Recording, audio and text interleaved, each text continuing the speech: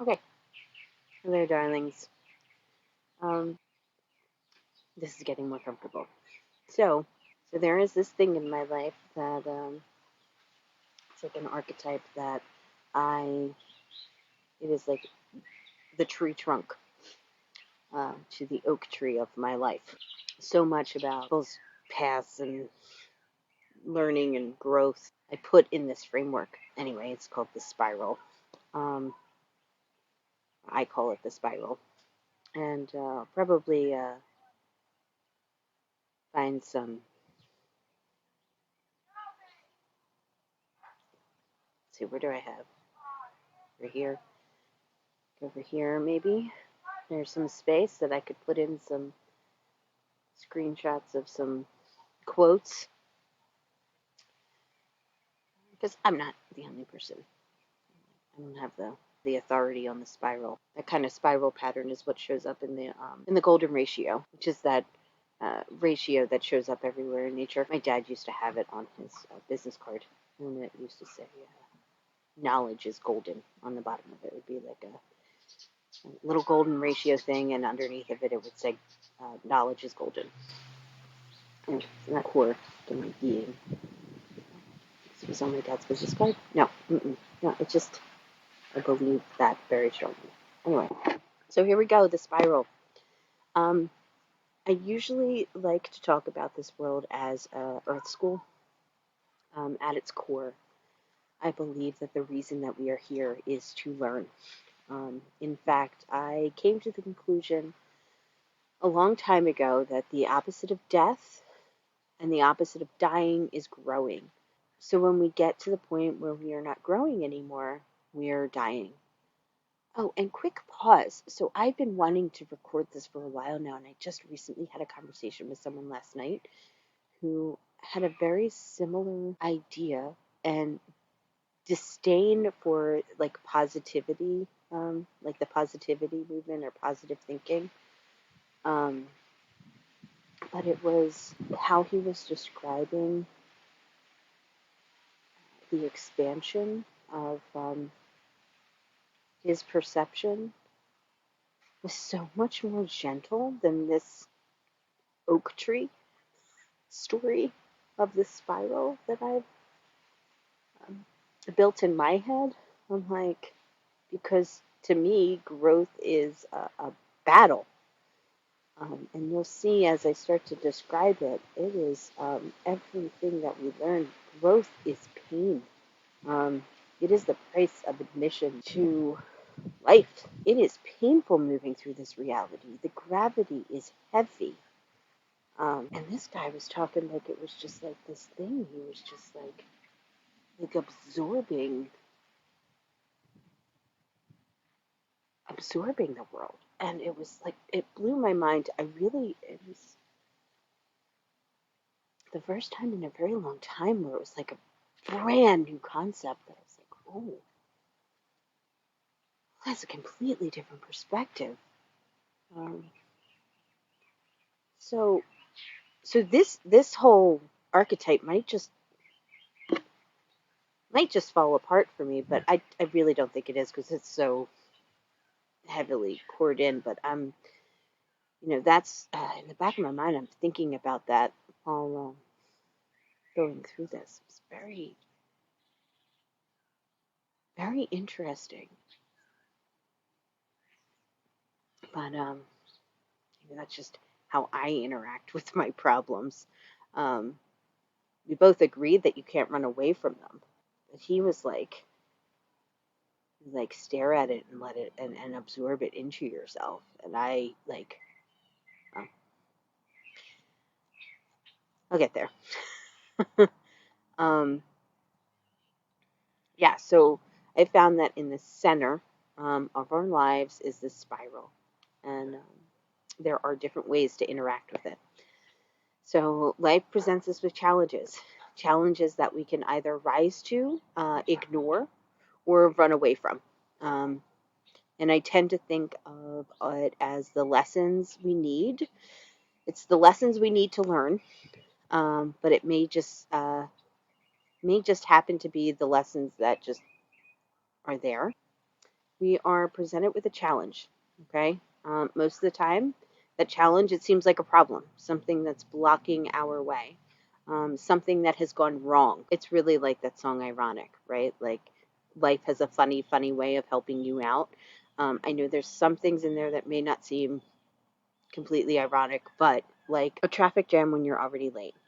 The other option is that, like, okay, so there's probably a traffic jam because, I don't know, my mind immediately goes to there's a traffic jam because there's an accident up there. And if you weren't running late, you probably were going to be part of that accident. So, like, in the moment, it seems like a problem for you, but it was actually like you were running late so that you didn't have to get into that accident.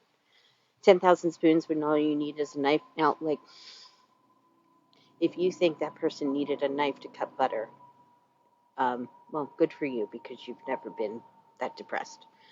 Rain on your wedding day is like a trope. It's a thing that people talk about, like that it's lucky if it rains on your wedding day. Don't get me started on how the song Ironic is actually ironic because it's funny how life helps you out. Like, it seems like it's a problem, but it's actually helping you out. A no smoking sign on your cigarette break. Come on, you shouldn't be smoking. Um, don't get me started. Anyway, so when, you know, life has a funny way of sneaking up on you when you think everything's okay and everything's going right. That's when life is like, okay, time for some growth. I used to get so annoyed when this would happen. It would be like something was in my path or like a mosquito. Um, Sometimes you can kind of like scooch around it, but then you're going up the spiral and now you haven't defeated him. Well, here, let me go back. I think of it like a video game where it's like a boss at the end of the level. And when you defeat him, there's like some sort of a prize, right? Like you get a new piece of armor, or something for your toolkit, and or your tool belt. Uh, and so when you're sneaky and you get past him, you haven't actually defeated him, so you don't have the prize. You don't have that other piece of armor that would have helped you with the next one. So now you skip past him, he's going to be on the other level. He's going to go up to the other level because you haven't defeated him. And now he's going to be stronger because he's walked up the other level. And now guess what? Congratulations, because now the fight's going to be even harder. And you can survive that, but it's a lot harder. The sooner you face those challenges, just like suck it up and fight through, the easier, relatively easier, it will be. I think a lot of people don't face those challenges, or maybe the first couple of them, maybe the first couple of challenges that are hard, or it's like the most basic challenges that everybody faces, and somebody gave them the tools, like they said, here's your armor, to get through those particular challenges. But then they get to a point, I guess everybody gets to a point somewhere in their life, or on their journey, where the big boss is like really terrifying. It's like, nope. But because I have this mindset that you're dying if you're not growing, like there's no choice but to keep moving. Um, Even if I get stuck sometimes, I know that I have to face that boss at some point. Like, I could be just like wandering around the level, just like, putzing around the level because I know around that corner is the big boss. And the other thing that happens sometimes is that, like, you're just like feeling good about maybe the last big boss that you did, and you're moving along, and you're not even paying attention, and like it like, and he like kills you right off the bat. But it's okay if he kills you right off the bat like that because you weren't paying attention. You don't go back to the beginning of the game. You could just go back to the beginning of that level, and you just level again and pay attention. I think some people plateau. They see that big boss at wherever they were at, but that's like the one that's like the be all that end all that's blocking their growth. And it becomes the biggest, scariest thing. And it's the cause of all of their problems, almost to the point of like, no, don't go over there. That's evil over there. And that's where I really do think most of the time, and maybe this is my bias, but I think that this happens to people who have been given the tools, to fight the bosses in their lives, where they didn't really fully earn them. So like they have the tools, but they don't know how to use them. It's one of the main reasons that I'm like, I try to keep compassion for people and like, let's bring this down back down to reality for a second. Like these people, these are the ones I'm talking about, are the ones who are like just really dogmatic in their beliefs, or so unwilling to step out of themselves that um, they make the others evil, right? And whether that's like a deeply held religious view or a deeply held political view, there's big bosses, right? Or just the things inside yourself, right? And when you've now get to the point where you have so deeply refused to confront that thing within yourself, it lifts out of you, and then you start seeing it everywhere and everyone else, um, and you start blaming everything on it. And you can't just explain it away. Like that is a journey that somebody has to go on to be ready to attack that boss. And so patience and kindness is really important there, because tell people all day long why um, what they're doing is stupid or wrong, but until they are able to have the bravery to go through it themselves, they will never see it. They have the freedom to do that. Um, I can't, you know, fine, be your stupid little ignorant, willfully ignorant self until you start hurting someone else. Then you and me are going to have a problem. Um, uh, Kindness is so important, and patience. Only when you go through it yourself does the armor become like a part of your being. Um, and I think this is why a lot of ex-fundamentalists like pick your religion, but they end up realizing that the tools that they've been given in their life are bunk. Like they've been given all of these tools, all of this dogma that is just it's stupid.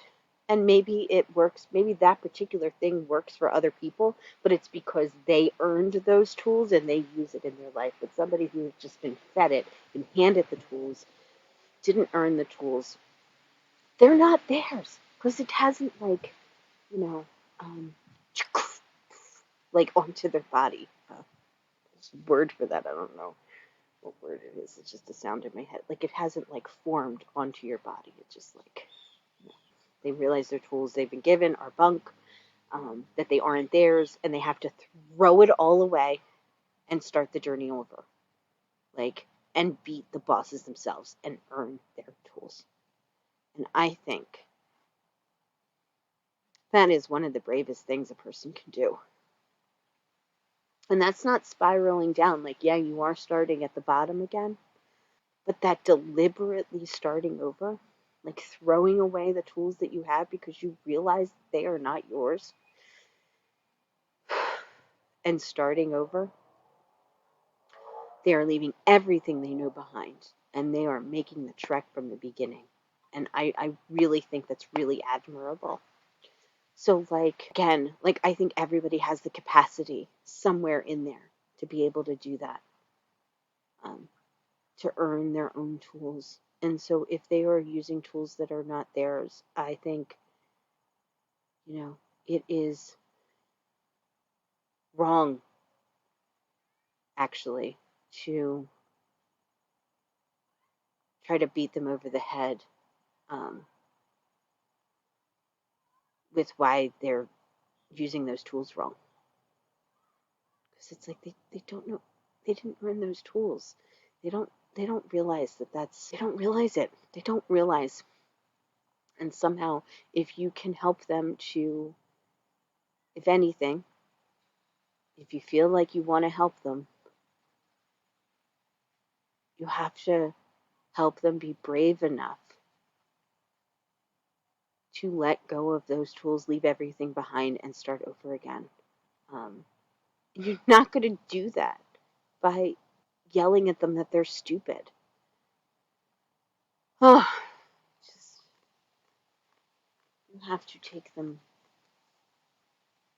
not even take them by the hand. I don't know what it is, but I've watched too many debates with between atheists and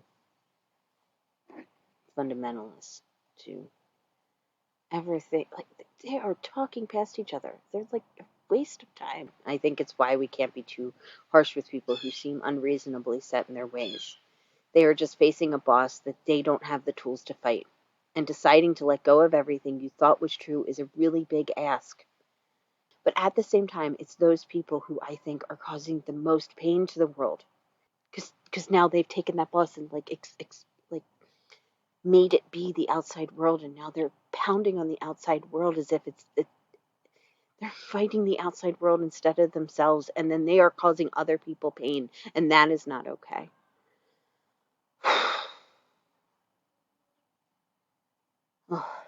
I don't know how to solve that other than just trying to remember compassion. Um, maybe even by saying this, by putting this out into the universe where other people can hear the story, is maybe it's one more voice that says it in a slightly maybe different way that somebody happens to hear, but then maybe it clicks something for them and they can help to provide a solution. I don't, because I hate telling people what to do. When you're hurting someone else, I can't be an idiot all you want. But when you start, like I always say, like your freedom ends at the tip of my nose. So I don't remember all what lessons I learned when I was first starting to realize that the spiral thing existed. But I do know that I've been learning a lot about the spiral itself as I've been making this journey. I remember when I was proud that I beat a boss and kept moving, only to realize that the next boss was heavier. I remember that. I don't remember what it was, but I remember that feeling of going, okay, yeah, I can do this. I can beat the big bosses. And then the next one comes, and I'm like, oh, come on. Like, it's just getting harder. Yeah, and life itself is actually getting harder. You're just getting stronger. That's why I think a lot of people say, what doesn't kill you make you stronger. That's what's happening there. So, once you realize that, once you accept that you can't skip bosses because they're going to be there regardless, you need to defeat the little ones to get the tools to defeat the bigger ones. It starts to become a thing where it can become really tiring. Like, do I really just have to keep going? Like, why am I still going? Right? Like, I'm just gonna come up to another boss and punch me in the face. Um, it's just gonna keep getting harder. That's when you get stuck. It's funny as I was writing this, it's like, of course, Kelly, that's why you're stuck. You're tired.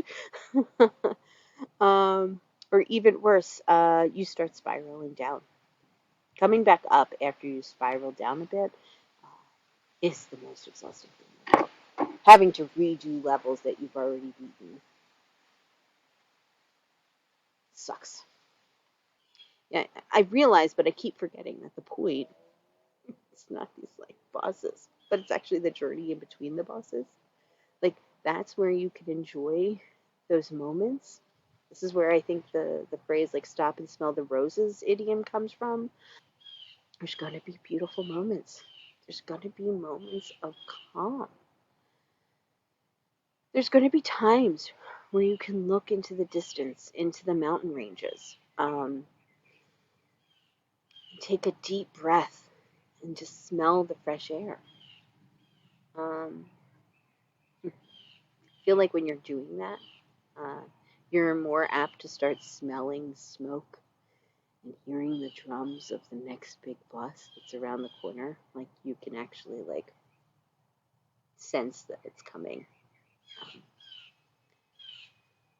So if you aren't paying attention, that big boss just all of a sudden shows up and you weren't prepared. And guess what? When the boss defeats you, you don't spiral back down to the bottom. You just restart on that level. Sometimes I wonder, right? And like I was saying before, if you're not paying attention, the boss just shows up and you're not prepared, and then you have to restart at the beginning of that level. So you don't spiral all the way down, you just restart that level. Unless you keep doing it, you run out of the little hearts, and then that's when you have to spiral down. Game over, start over. Sometimes I wonder if that spiraling down is what people are talking about when they talk about hitting rock bottom. Like, you're just all out of sorts, that you have to just start from scratch. I'm not sure. I feel like I've hit some pretty low lows, but I've never really referred to it as rock bottom. I don't know why this relates, but this is why I like love, love, love, love, love those moments, like at the end of Endgame when Captain America got the crap beaten out of him by Thanos, and he like his like arm was broken or something, but he like yanked his shield back on, like, and like went like this to like brace it, and he got back up. Oh, I'm like, yes, dig deep, let's get it. I don't know. There's something about that like I will carry on. That just gets me.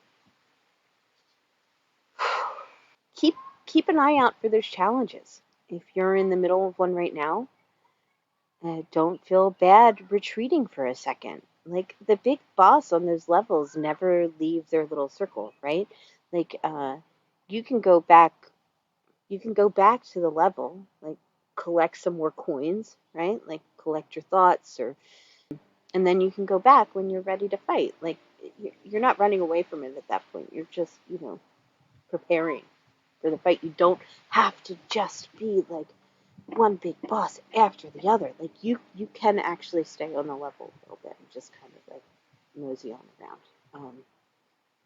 I feel like all of my problems in life are when I'm not interacting with the spiral in the correct way, or at least that's where I fit all of my problems. I fit it into this one metaphor.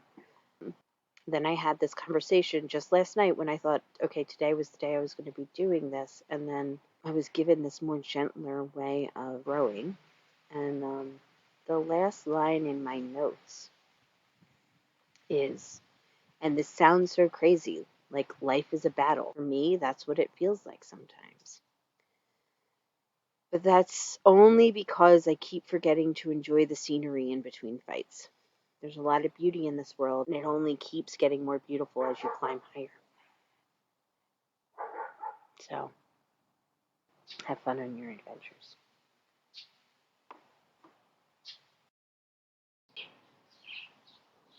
Okay. Oh, the sun's coming out. Trying to move this over. Okay. I don't know why. I don't like I can hear myself.